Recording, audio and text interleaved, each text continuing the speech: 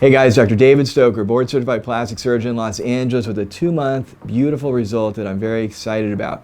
We have here a gorgeous woman who we performed a removal and replacement of breast implants on using our rapid recovery technique. She had 460 cc implants before.